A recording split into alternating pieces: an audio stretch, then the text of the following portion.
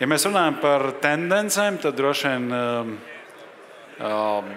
globāls mērogs, dažādas krīzes, dažādi pārmaiņu viļņi. Tas viss ir kaut kas tāds, kas organizāciju vismaz vadītāja leksikā jau galīgi nav nekas svešs. Un jautājums ir par to, kā labāk sagatavoties iespējamiem nākotnes dažādiem scenārijiem, tostarp arī krīzēm. Un par šo tematu skatos aicinām Jāni Vanagu, ārkārtas situāciju ekspertu, kurš izskatās ir gatavs sākt savu prezentāciju. Lūdzu, Jāni.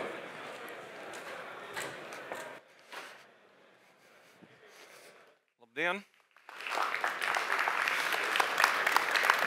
Labdien! Mans vārds ir Jānis Vanags. Es izlēmu, es nekāpšu uz skatuves.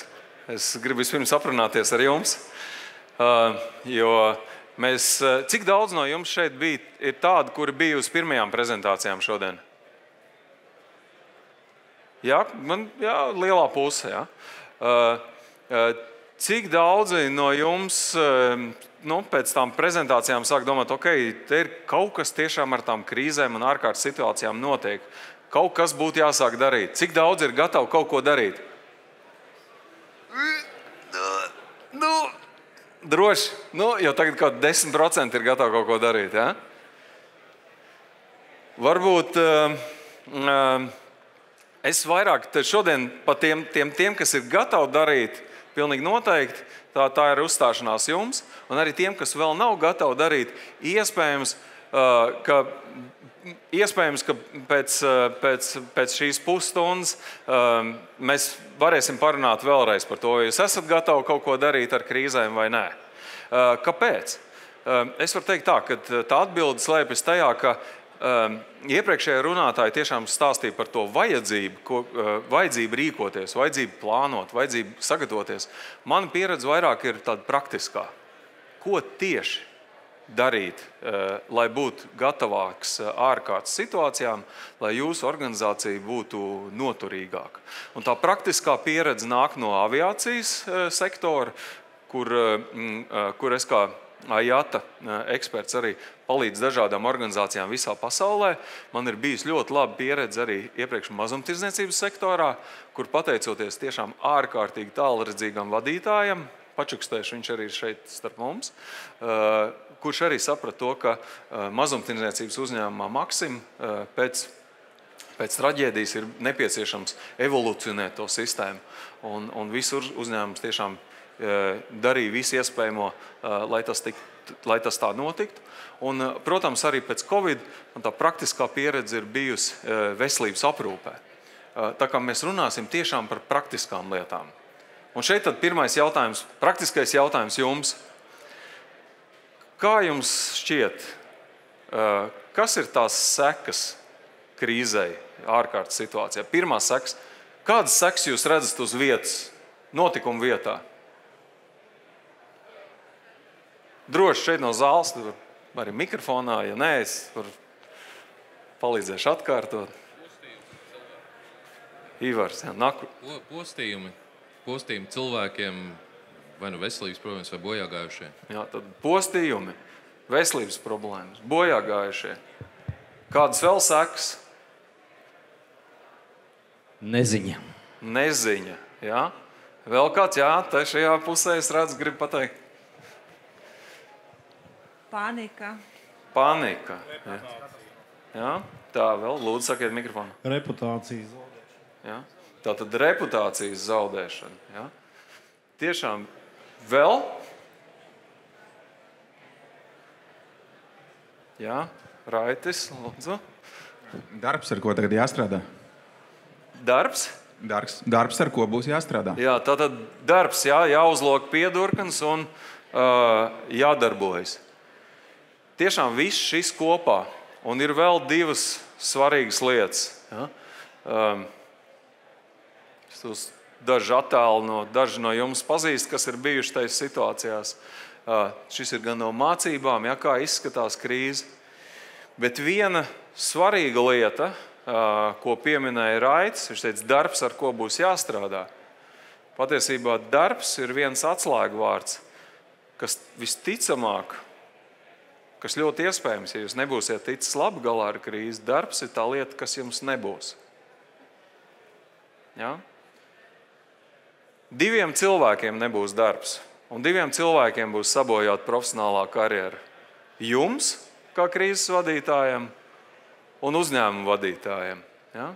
Tie ir 2 cilvēki, kas visticamāk būs bez darba, kuriem būs sabojāta karjera. Pirms gadiem 20 bija ļoti populāri stāstīt par to, kā krīžu vadība ir ļoti būtiska, lai nodrošinātu jūsu biznesa nepārtrauktību, iet uz priekšu un pārvarētu grūtības. Bet patiesībā krīžu vadība, krīžu pārvaldība ir par jums un par jūsu karjeru. Jo, ko es esmu novērojis, tad praktiskos apstākļos visbiežāk ir tā, ka cietušais ir nevis uzņēmums, jo uzņēmums tomēr spēja savākties, mobilizēties, restruktūrizēties un iet uz priekšu. Bet cietušais visbiežāk ir tas cilvēks vai tā komanda, kas ir risinājusi krīzi. Ja, tātad tie cilvēki, kas ir apguvuši tās zināšanas, bet kuriem kaut kāda iemesla dēļ, ja tas nav izdevies veiksmīgi, tad viņi, diemžēl, ir sabojājuši savu karjeru. Es tev parādīšu vienu piemēru, ko mēs varbūt atceramies. Kurš no jums atceras tādu lielu naftas noplūdi Meksikas līcī? Ja? Atceraties kompāniju, kur bija iesaistīta? Jā, British Petroleum. Atceraties vadītāju? Atceraties vadītājiem varbūt vienu svarīgu teikumu? Noskatīsimies to teikumu. Sorry for the massive disruption it's caused to their lives. And there's no one who wants this thing over more than I do. I'd love my life back. So there's no one who wants this thing done more than I do. And we are doing everything. Atceraties, ja? I want my life back. Es gribu savu veco dzīvi atpakaļ. Un to dzird visi. To dzird tie nabaga zvejnieki Meksikas līča piekrastē, kuriem ir izpostīts viņu tātad zvejas vietas, kuriem izpostīta viņu dzīve. To dzird viņu kolēģi, vispārējie. Un patiesībā tā īsti nekad Tonijs Heivards no tās savas, no šī viena teikuma neatguvās. Cita lieta ir tāda paradoks, ka viņš patiesībā ļoti labi vadīja to krīzi. Tas ir tāda. Mēs varbūt beigās par to varēsim parunāt, ja? Kas bija tas efekts, kāpēc viņš aizgāja tik tālu un kāpēc tas viens teikums viņam sabojāja to turpmāko karjeru. Bet pilnīgi noteikti mēs negribam pazaudēt savu darbu šādā veidā, ja? kā British Petroleum vadītājs. Un mēs pilnīgi noteikti negribam nonākt mācību grāmatās ar to, kā mums tā krīze ir izdevies tā neveiksmīgi vadīt. Mēs pilnīgi noteikti vēl vairāk negribam nonākt šeit. Un skatāmies uz ekrānu. Hello, I'm Tony Hayward, President and CEO of BP. Our accidental drilling spill again in the Gulf is a tragedy that should have never happened. And to all those affected, I want to say, we are deeply sorry. We're sorry. We're sorry. We're sorry. Sorry. We're sorry. We're sorry. Sorry. We're sorry. I'm deeply sorry. Sorry.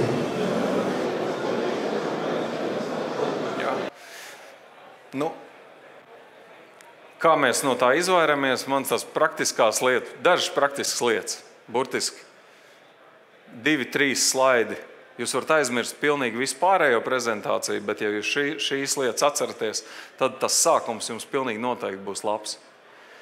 Pirmā lieta – krīzes paradoks. Ja mēs saprotam to, ka tajā brīdī, kad krīze ir notikusi, mums ir jāsāk ļoti ātri rīkoties apstākļos, kad ir pieejams ļoti maz informācijas. Ja mēs to saprotam, tad jau tas sākums ir labs.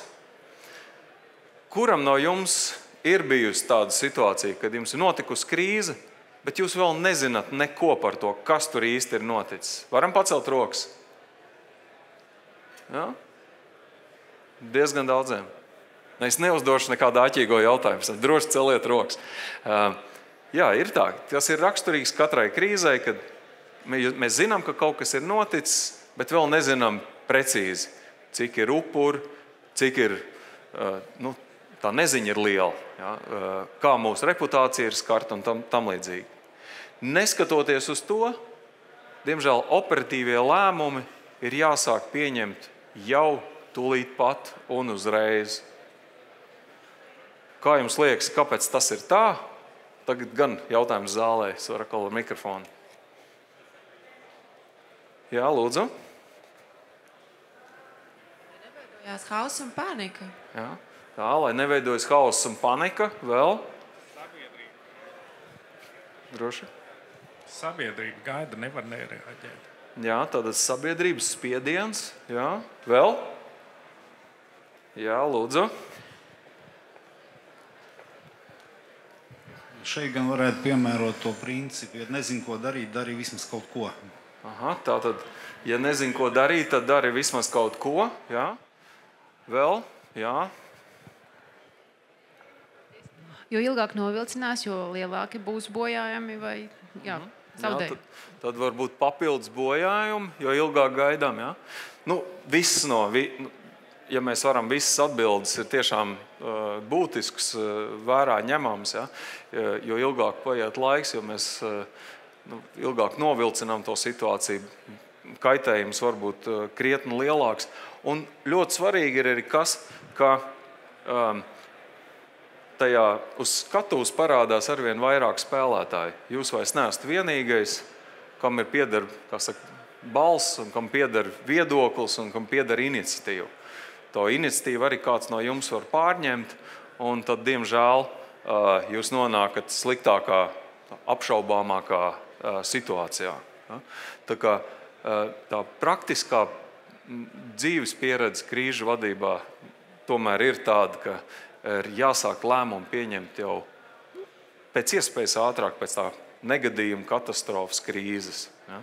Pat apstākļos, kad informācija jums nav pieejama. Un šeit ir ļoti svarīgi, ka tad, kad mēs sākam pieņemt lēmumus, labā prakse ir vadīties pēc sliktākā iespējamā scenārija. Tātad, kas jums ir galvā, ja jūs dzirdat, ka ir kaut kādi bojāgājušie, jūs uzreiz domājat, ir bojāgājušie, tad sliktākais scenārijs ir, ka ir ļoti daudz bojāgājušie. Vai ka tie bojāgājušie ir nepieejamā vietā un tā tālāk un tā tālāk. Ja? Vai būs atkārtots, tas negadījums var atkārtoties, vai ir jau atkārtots negadījums. Tā kā visi šie aspekti ir ļoti būtiski. Vēl ārkārtīgi svarīga lieta ir sistēma, sagatavošanās sistēmas, struktūras izveide jau laicīgi pirms paša negadījuma vai pirms pašas krīzes. Ko tas nozīmē? Tas nozīmē, ka jūsu komanda jau zina, kurš ko precīzi darīs. Ja? Tā kā, un jūs tos savu sadarbību starp dažādām struktūrām, starp šiem galvenajiem 4 pīlāriem krīžu vadībā, jau esat izdiskutējuši, iztrenējuši, arī noauditējuši un paspējuši arī pat uzlabot.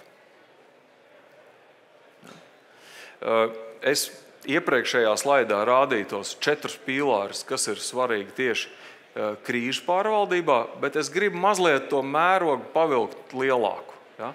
No krīžu pārvaldība ir tikai viena daļa no tādas kopējās noturības arhitektūras. Ja? Krīžu pārvaldība jums ir svarīga tajā brīdī, tad, kad krīze jau ir iestājusies. Pirms krīze ir iestājusies, jums ir vēl viens svarīga cita daļa, kas ir risku pārvaldība. Jūs varat arī būt tajā situācijā, ka jūs nemaz nenonākt līdz krīzē, ja jums ir veiksmīga risku pārvaldība, un jūs jau tos notikumus vai negadījumus vai riskus esat atsijājuši un jau mazinājuši. Ja? Un krīžu pārvaldības, tad struktūra, funkcionēšana ieslēdzas tikai tajā brīdī, ja kāds no tiem riskiem ir izgājis cauri sietam, vai nu bijis nepamanīts, vai tomēr nav bijis, vai esat pieņēmis lēmumu, ka jūs tomēr neinvestēsiet tajā un nemazināsiet to risku. Ja, tā kā tikai tad ir krīžu, jeb ārkārtas situācija pārvaldība. Trešā ļoti svarīgā daļa šajā noturības arhitektūrā ir biznesa nepārtrauktība, jeb biznesa turpināšanās, jeb biznesa atveseļošanās. Vai tas ir svarīgi jūsu organizācijai, biznesa nepārtrauktība? Ja? Kā jūs to risināt? Jums ir kaut kāds plāns, vai kam ir plāns biznesa nepārtrauktības? Ja? Ir, daļai ir, ja? Daļai ir, daļai būs. Ja? Jā. Un interesanti, ka tas biznesa nepārtrauktības plāns, viņš nav kaut kas tikai tāds, tiešām attiecināms uz kādām milzīgām organizācijām ar milzīgiem budžetiem. Pagājušajā nedēļā pie manis vērsās viens ļoti neliels 3 cilvēku startups Igaunijā, kurš saka, jā, mums ir ļoti svarīgs tas biznesa nepārtrauktības plāns. Mēs esam ārkārtīgi mazs uzņēmums, bet mums ir ļoti interesants produkts. Mums ir aplikācija veciem cilvēkiem. Un ja tie vecie cilvēki nokritīs, tad ir svarīgi, lai tā aplikācija dod ziņu viņu tuviniekiem un dienestiem, ka ir vajadzīga palīdzība. Ja? Un ja viņi kaut kas noies greizi un viņiem nestrādās tas viss, tad viņiem, protams, ir svarīgi izstrādāt šo visu noturības arhitektūru. Kāpēc tas ir svarīgi? Ja? Mēs zinām arī kaut to pašu no sākotnējās prezentācijas, ko pieminēja Rakstiņa kungs, ja, kad arvien vairāk maziem uzņēmumiem tas ir būtiski, arvien vairāk mēs paļaujamies uz mazi uzņēmumus, tehnoloģijām, lai pieņemtu savus lēmumus. Ja, un mēs zinām, kas notiek, ja kaut kādas tehnoloģijas nestrādā. Ja mēs atceramies to tepat nesen no Ukrainas, kur bija diena, kad nestrādāja mobīlie tīkli, un ļoti liela daļa iedzīvotāji nesaņēma savus paziņojumus aplikācijā, ka jādodas ir, ka sākas gaisa trauksme, ja, un ir jādodas uz drošu patvērumu. Ja. Tā kā tas tiešām arvien vairāk skar mūs visus. Ja. Un mēs jau pieminējām šos riskus. Ko darīt ar tiem riskiem? Mēs redzējām patiesībā arī Vitālija Rakstiņa prezentācijā šo risku matricu. Tas vienmēr ir ļoti noderīgi un ļoti praktiski arī analizēt tos riskus, kas jums ir būtiski. Un kas var ietekmēt tātad jūsu organizācijas darbību.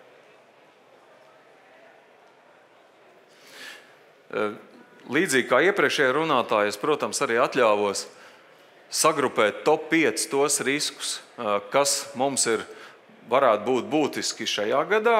Ja, tie ir varbūt tādi lielie globālie riski. Pilnīgi visi šie riski jūs neietekmēs, bet pilnīgi noteikti tie ietekmēs tādus globālos procesus. Ja. Un attiecīgi, kā jūs redzējāt iepriekšējā slaidā, kur bija risku matricas, tad jūs varat tad pieņemt lēmumu, vai jūs kādus no šiem riskiem tad monitorējat, vai monitorējat šo risku ietekmi uz jūsu organizāciju, un vai jūs monitorējat šo risku iespējamību. Ja, tātad ietekmi un iespējamība, tad 2 parametri, un tad jūs varat izlemt. Varbūt papildus šiem globālajiem riskiem ir vēl kaut kādi citi riski, kas ir tieši individuāli, specifiski jūsu organizācijai, ko būtu vērts monitorēt, un attiecīgi tad jau pieņemt lēmumus par turpmākajiem rīcības algoritmiem. No šeit uzskaitītiem, protams, mēs redzam, pirmais es atļāvos tomēr ielikt tas, ka ir vēlēšana gads šogad. Valstis, patiesībā puse no planētas pirmo reizi vēsturē dodas uz vēlēšanām.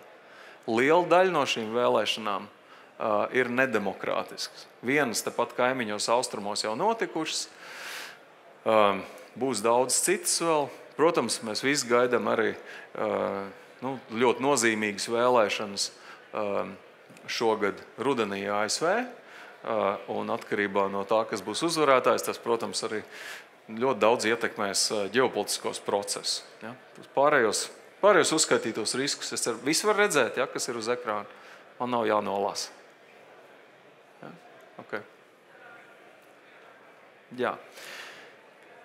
Tad, tas tāds ļoti īsi, ļoti praktisks darbības, ko varam katrs no mums īstenot. Tie, kas sākumā nepacēla rokas un tie, kam nav savs krīzes plāns, arī, protams, ko darīt tiem, ja, kur nav vēl izlēmuši investēt vai kaut kāda iemesla dēļ nav izdevies to radīt. Tas ir sagatavojis tādu ātro špikeri, tādu 5 punktu plānu. Ja tiešām kaut kāds melnais gulbis iestājas, ja, tad arī jums ir varbūt tas ātrais špikeris, ko var tūlīt pat nekavējoties darīt, lai tu tomēr nebūtu pilnīgi bezpalīdzīgs. Ja. Tad pirmkārt ir sagatavojiet tādu īso dažu punktu scenāriju, kā jūs rīkosieties šajā konkrētajā ārkārtas situācijā. Tas ir punkts 1. Punkts 2. Savāciet komandu, kas to darīs, kas īstenos jūs to krīzes plānu. Ja? Kā es saku, ideāli tiem uzņēmumiem, kas ir gatavojušies jau 2 gadu pirms ārkārtas situācijas un to izdarījuši, tie ir ļoti labi. Tie, kam tas nav, tad tie skatās špikerī. Ja? 3. punkts. Ļoti svarīgi. Izvēlamies saziņas kanālu, kurā kanālā jūs kontaktēsieties savā starpā šajā komandā. Ārkārtīgi svarīgs punkts.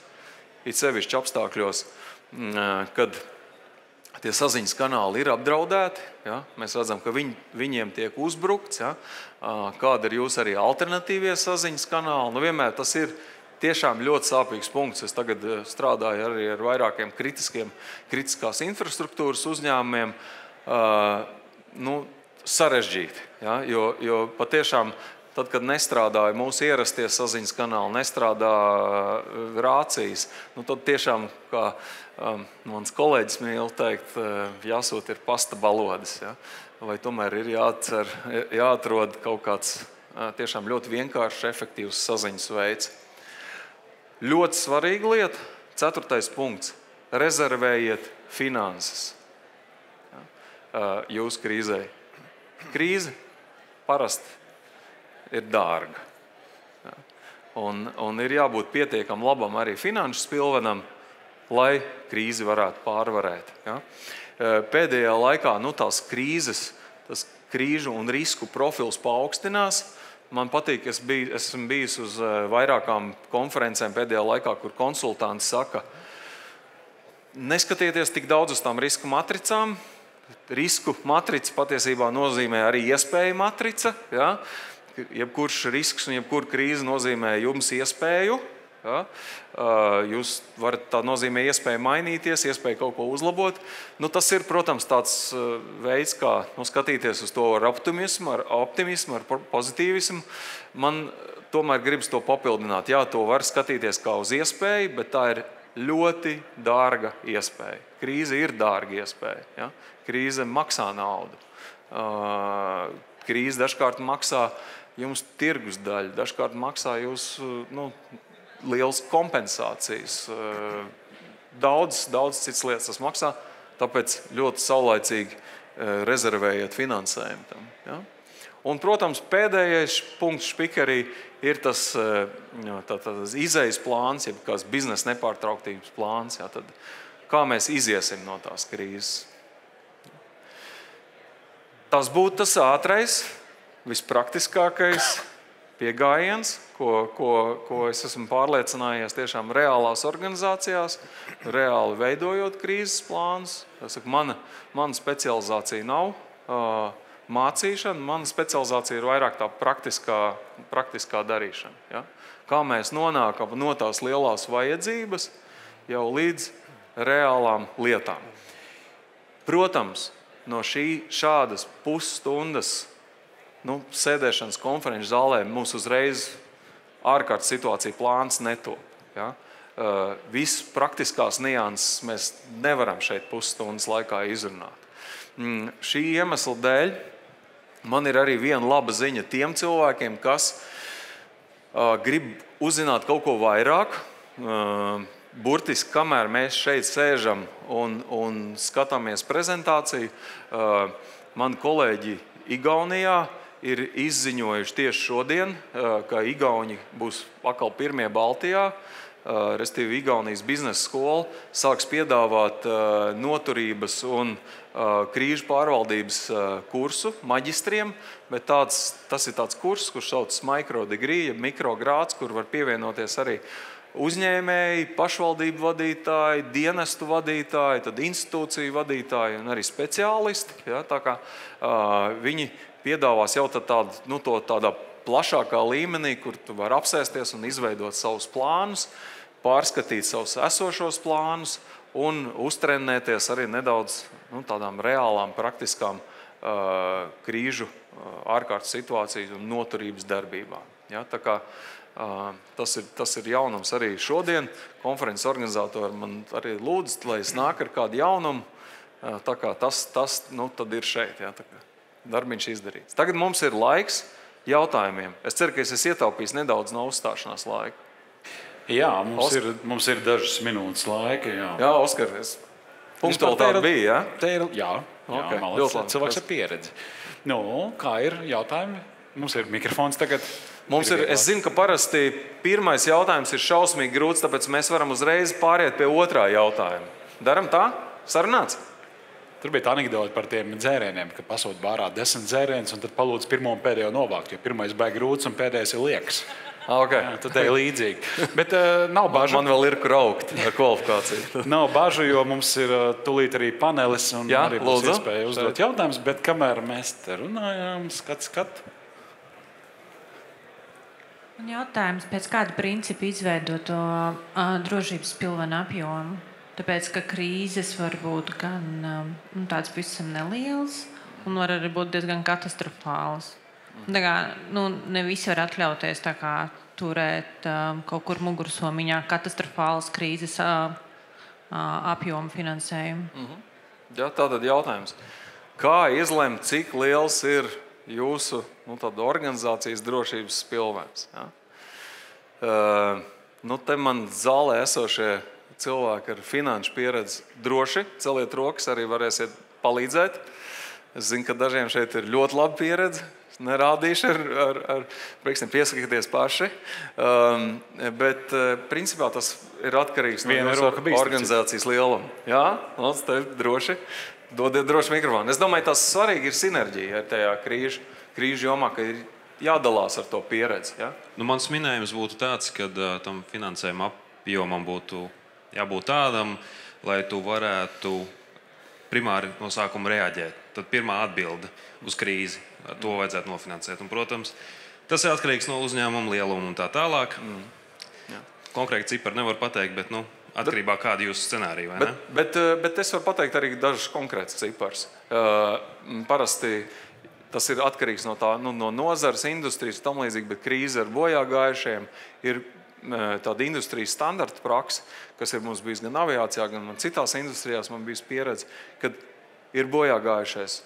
Bojāgājušo ģimenēm tiek izmaksātas kompensācijas.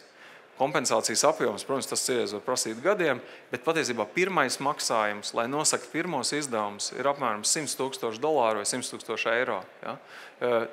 Un reiķinieties, ja jums ir tās situācijas, vai jūs esat apdrošināts, un apdrošinātājs jums ir gatavs to uzreiz nosekt, vai jums ir pašiem tāds spilvens.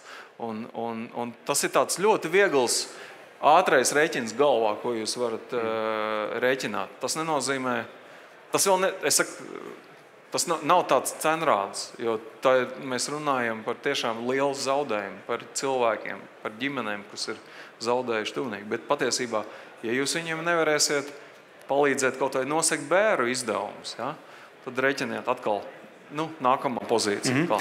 Tā kā tas viss ir ļoti praktiski. Vēl viens jautājums, un tad mums jāiet uz paneļa diskusiju. Jāni, nācija par jauno paziņojumu, ka Igaunijā ir atvērta šī skola, apmācību programma, vai Latvijā ir kas tāds paredzēts? Mums šeit ir Latvijā, man liekas, ļoti labas mācību iestādes. Dažas labas mācību iestādes ir pat rīkošanas partneri šeit. Es domāju, ka viņi var mums nākt un palīdzēt. Bet jebkurā gadījumā Igaunija nav tālu. Es esmu pārbaudījis šo gadu. Reiz 2 nedēļās braucu. Ļoti ērti un pa vidu reiz 2 nedēļās aizbraukt, pa vidu mājas darbi attālināti. Jā, un šajā gadsimtā sola vilcienu. Šajā gadsimtā? Jā. Ja labi, ka šajā gada 1000. Diezgan precīzi. Labs ir. Paldies jums. Ja gadījumā jāmaina atrašanās vieta attiecībā uz jūsu plāniem par konferenci, tad droši darām to tagad. Pēc minūtītes sāksim paneļa diskusiju, kuras ap citi arī Jānis Vanaks piedalīsies. Tā kā maz attelpa un tūlīt sākam. Un es gribētu teikt tā, ka jūs bijāt grupa, šie bija klausītāji ar visvairāk jautājumiem, tā kā pilnīgi droši aplaudējiet sev par aktivitāti. Paldies jums, jā. Tieši tā. Labi, iekārtosimies.